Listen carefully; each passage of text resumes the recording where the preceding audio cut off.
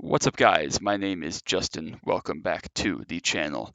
Today we are doing something a little bit different than what we've done in the previous episode. If you know anything about Assetto Corsa, I pretty much went in alphabetical order for the first three. We did the Abarth 500 car I found pretty interesting, and a couple of alphas.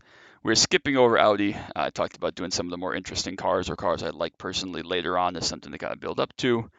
So we're skipping ahead to one of Dave's favorite cars. Those of you that know my buddy Dave from iRacing, shout out Dave. Hey, what's up? But we are going to drive the BMW M3 E30, which I think is one of his dream cars. It's pretty much unattainable for anybody that's not a millionaire anymore. These have skyrocketed in value the last 10 or 15 years, but we're going to hopefully put it through its paces at Laguna, Seca, and Monza, like we have with all the previous cars.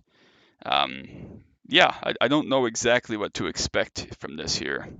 It's a pretty interesting car in terms of its some modern-ish 80s, 90s technology, but it's still a BMW, so it's going to be refined. Hopefully the brakes are pretty good. It's not the most powerful thing in the world by any means, but definitely not a slouch, especially for its time period. So we'll hop in, get right into it. Same deal as usual. We're going to have out lap, warm-up lap, timed lap. Hopefully I don't blow it like I did in the Alpha 33 last time out. Pretty short RPMs, it feels like. Maybe it's not, but it just feels like compared to the Alpha. Definitely better brakes. Yet again, another car I've never driven before, so we'll see how this turns out. I don't know what to expect as far as a lap time. No comparison really to this car yet. Not directly, at least, so we'll get into that. It's been fun so far to accumulate the laps. There we go, just about to get through there. The fourth car sounds really kind of hollow, honestly, compared to the Alpha. That thing screamed. Looks like up to about 60 miles an hour. We should use second gear as an apex speed at least.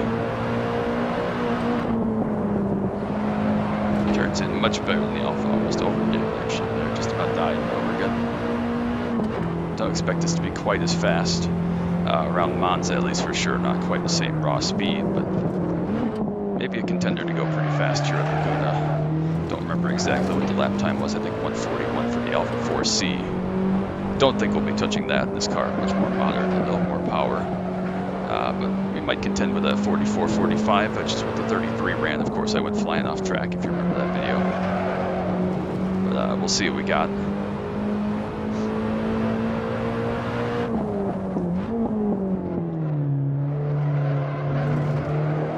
Just about get the thing turned in.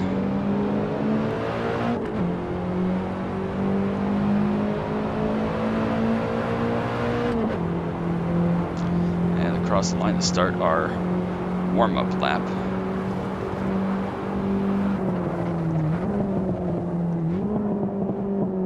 Some nice exhaust bubbles there as we get the downshift pretty well. Slide the nose a little bit through turn one, nothing too bad. Feels like you have to shift this car really early. I'm expecting it to scream after driving the Alpha earlier.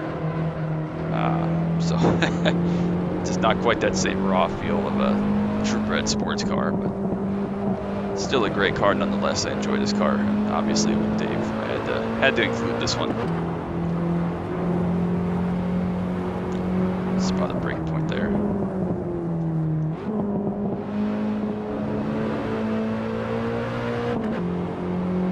Maybe I don't need second there. We're going to keep using it. Doesn't seem to hurt me for the time being. Much better turning than the Alpha's got. I got to learn I can turn it a little bit later still.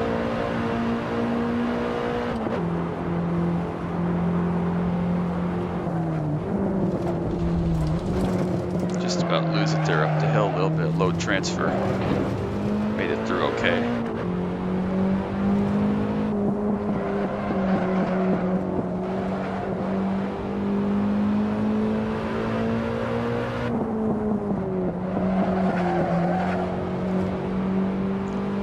Final corner, we'll go to start our flyer here.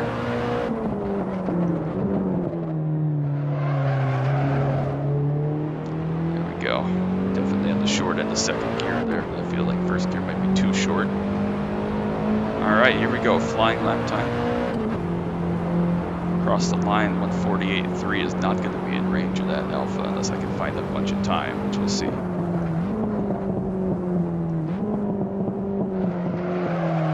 Again, slide the front just a little bit. Tough to know exactly where you are handling-wise with this car.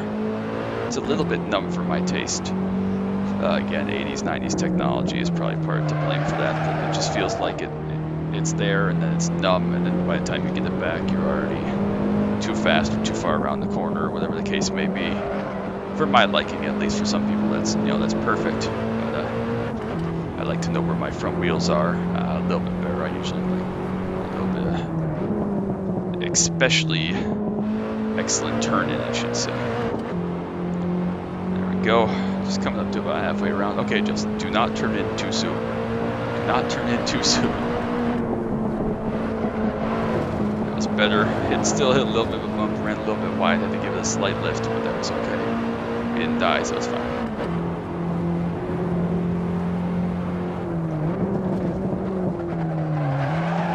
Again, a little bit. I did the same exact thing actually that time. In the Alpha though, I just overdrove it. That time I actually hopped a little bit like I had the previous lap, but couldn't get the thing back engaged to slow down. So pretty interesting there that that time I actually braked earlier than I had the previous lap. Couldn't quite hang on to it though. Such a tricky corner, which is why I wanted to use this track in a variety of cars. It's definitely going to be a challenge to get some of them right. I bogged down a lot there. This is going to be a pretty poor lap, really. It's kind of part of it. It's so tricky to get this variety of cars through the corkscrew. 50.6 is not impressive at all by me. Just a big mistake. So we'll write that one down, move on. Let's see if I can find my timesheet here. That's actually faster than the Abarth, so BMW E30 M3. 150.658. Okay. So that's that. We'll go ahead and we'll load up Monza here shortly. Yep, new best time on the warm-up lap. It's pretty disappointing, but it happens. Monza Speedway. That's not what it's called. I have no idea what it's called. But we'll see. I would expect this to slot in definitely somewhere between the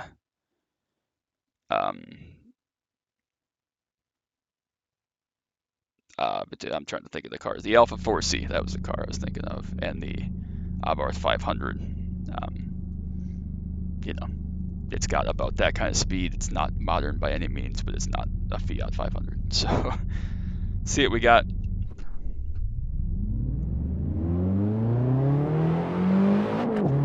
I don't love this car. Maybe it is some people's cup of tea.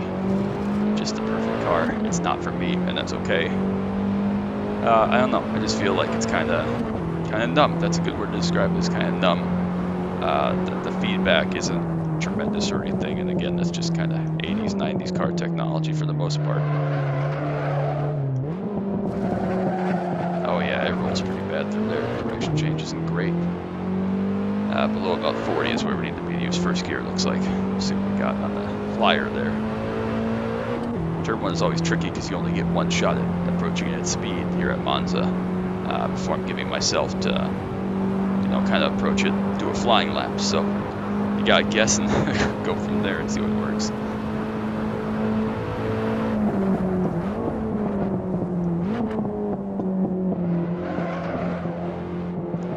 Direction change not quite as good in this. I made it through there okay in second gear, just fine with that brake marker. Should be able to leave it in third up here. Yeah, easy. It does catch quite a bit once you load the rear tires up. It has some lift off understeer.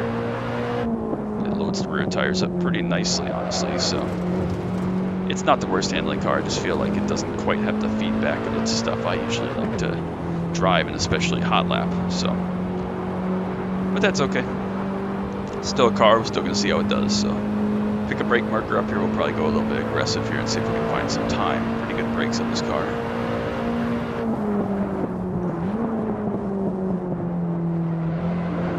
Third gear through there, nice and easy, no problem.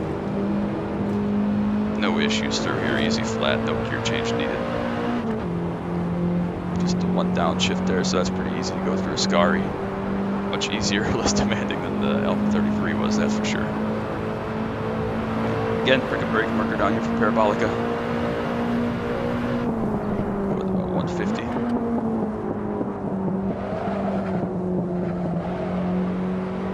Much better gear spacing on this car, at least for this track, than the Alpha was, but not nearly the power. We'll see what we got. Alpha 4C ran a 213 around here and some change. I don't remember the exact decimals. We'll see what we got here. I don't think we'll be quite that fast. We just don't have that pure modern speed and handling that car has.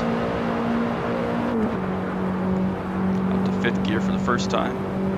Go with 200 meters, see how that works.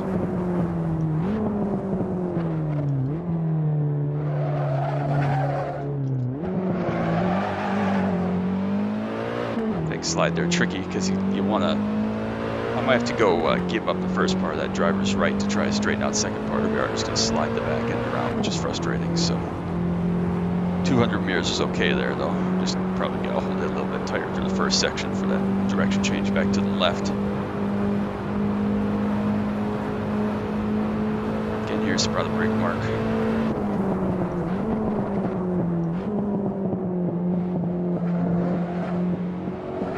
Rolls quite a bit again, but it gets through there pretty well. No issues down to Lesmo 1. Drove in there a little bit too deep, but nothing crazy. Did get it stopped and turned nicely. Again, down to Lesmo 2. Trying to get turned in so you can start hooking up those rear tires.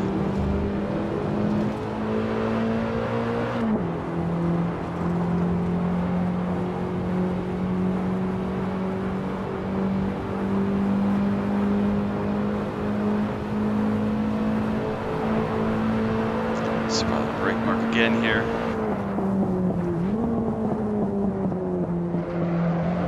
Actually, that was pretty much perfect.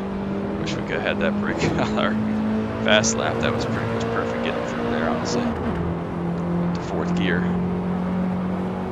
See if we can get a little better roll through the Parabolica this time.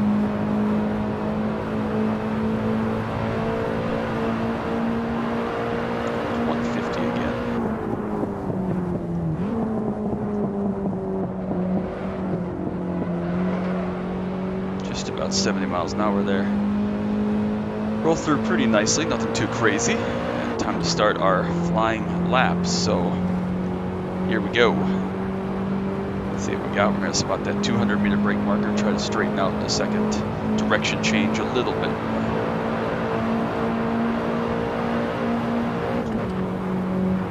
Up to 5th. We're going to need 3 downshifts.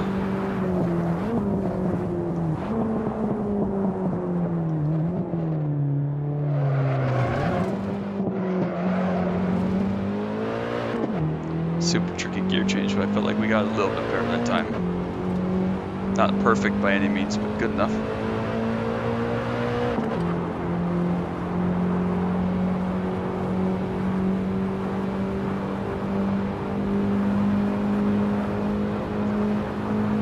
Yeah, I don't know. I don't hate the car by any means, but I don't love it. It's not something I would choose for my collection. Doing this for Dave, so decent there through the second chicane.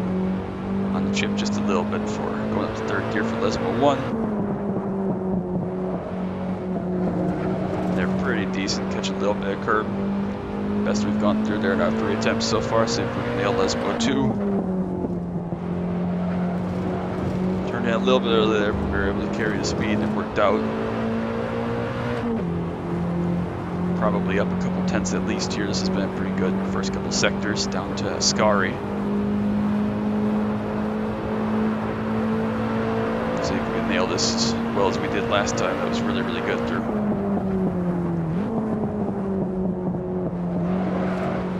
A little bit wider entry. Hopefully we can get it turned back. We can't. The curb there. Find some grass on the exit. Just didn't quite get the line right. Probably didn't hurt us too terribly much. Just carried a little bit too much entry speed to the entry left-hander. That put us offline just slightly. Didn't cost us much, but it did cost us a little bit. braver with not quite carrying as much speed here into Parabolica. Did get the thing turned pretty well. A little bit wide, but we'll get it turned back down.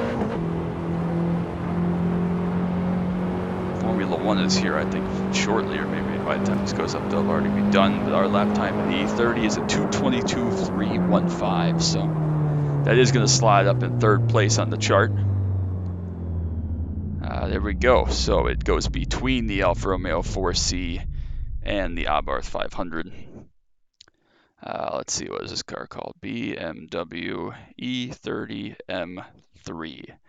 2:22.315. Excellent. So that is third fastest out of 4 thus far. Not a bad performance, but of course, I'm sure Dave wanted a little bit more from this car. There's my mouse. So yeah, definitely an exhilarating couple of laps there. Again, not my favorite car. Not the worst car by any means. I've never really been into that kind of mid-period. I prefer cars from the last 15 or 20 years usually, with the exception of like a Jaguar XK and the C5. I love those cars from my childhood. Or really old cars. I don't mind really old cars either. They're just fun to toss around. But we'll get some more of those as well. So that's going to be it here today. Thank you all so much for watching. If you haven't already, like and subscribe down below. So you don't miss any of the action. We got a couple more BMWs coming up, some other cool stuff in future episodes. So till next time, all right, bye.